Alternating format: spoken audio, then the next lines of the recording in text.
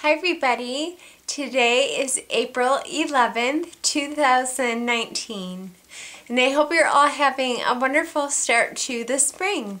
Even though it may be kind of cold where you are, it's the beginning of spring and I hope you're enjoying it. Today I am going to be talking about mind over matter. And the power of the mind, our intellect, reasoning, and willpower is truly, truly incredible. And I'm convinced that we can influence our own thoughts and use our willpower to overcome challenges and problems in our lives.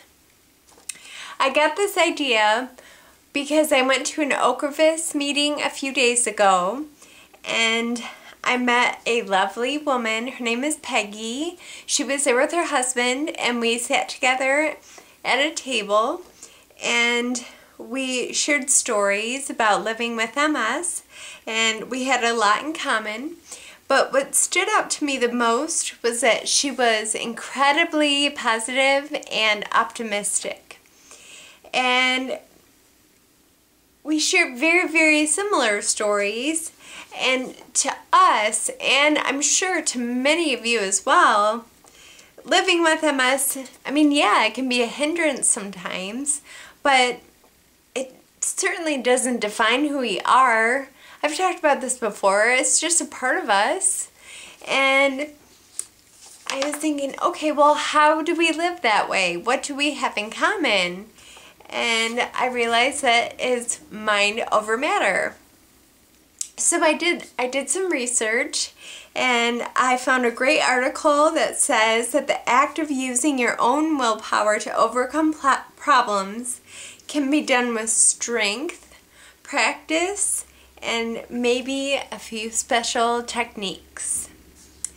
So this article talks about 11 techniques, but I'm only going to talk about 5 in this video because I think they help me the most, and I'm going to put a link to it under my video so you can see it. I think that it would be cool to read. But I want to talk about these different strategies. And I'll start with the first one. It is visualize. Visualizing yourself achieving your goals can help you because a big part of strengthening your mind to overcome obstacles is achieving the end result. And in order to do this effectively, you must be specific and detailed. This can go a long way and help you make it through simply because your mind is so powerful. So for me, I totally visualize myself achieving my goals because I am achieving one of my goals right now with you guys. This is one of my goals. And so I totally visualize it. And I love talking to you all. I love writing to you guys, to other patients living with MS. And I know that communicating with you, it makes me feel better and it helps me overcome the obstacles that I face while living with MS. The second strategy is to focus. By focusing on your goals and putting all of your attention to achieving them, you are much more likely to overcome any obstacles that are in your way. So some of you know that I have been trying to write a book for several years, but I was never able to focus on it and put all of my energy towards writing this book. So right now I am focusing on finishing the book, getting it published, and focus is huge. It is my only focus and I'm gonna make it happen. So the third thing is to change your habits. If you normally give up when things get tough or retreat knowing that things won't get better, you're only going to let yourself down in the long run. This is why it is so important to change your habits and think more positively, doing things that can help you feel better about yourself, and working towards goals that will improve yourself overall. So I used to have a passion for running outside. I loved it. I was really good at it, and because of the drop foot that I talked about, or like the toe drag that I have in my left foot, I can't do it anymore. So I had to change my habits of running outside because I was sick and tired of falling and hurting myself. So I discovered an elliptical machine. I made a video about it. And the elliptical is wonderful for me and my MS. It's stationary. It's like running on a stationary machine. It's really helpful for me, and I feel so much better about myself. The next strategy is to practice self-affirmation. As you work to overcome obstacles, self-affirmation is incredibly important. Although it may not seem like it will make a difference by telling yourself, I am strong, or I can overcome this, you are much more likely to actually do so if you think it yourself.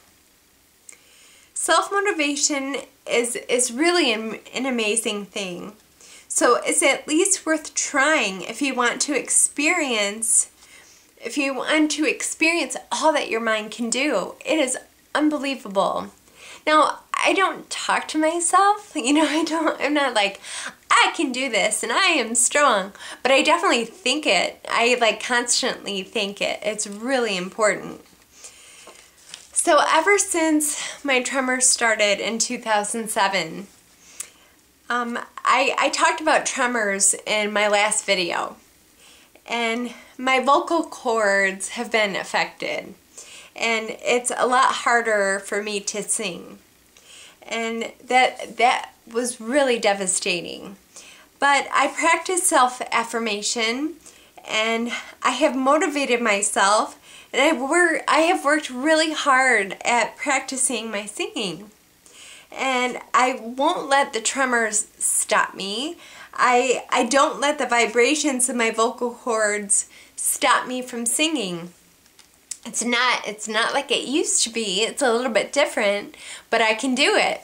So I'm going to try to sing just a little bit. I was trying to think of a song, but this just came to mind. Okay. And I see your true colors shining through. I try. Okay, the next strategy is to change your attitude. Negativity isn't going to get you anywhere when it comes to strengthening your mind to overcome pain, challenges, or other obstacles. This is why it is so important to develop a healthy and positive attitude and frame of mind. So, there is absolutely no question that I have developed a healthy and positive attitude. And a huge reason why I'm able to do that is because I constantly surround myself by other positive people and people who care about me, people who love me unconditionally. And I absolutely refuse to be around negative people. I am not going to be around somebody that makes me feel bad about myself. I think it's a terrible, terrible thing. But anyway, I hope that this video was helpful. If you're interested, look at the link. You can read the article. I hope you're all doing well, and I will talk to you soon. Okay, bye.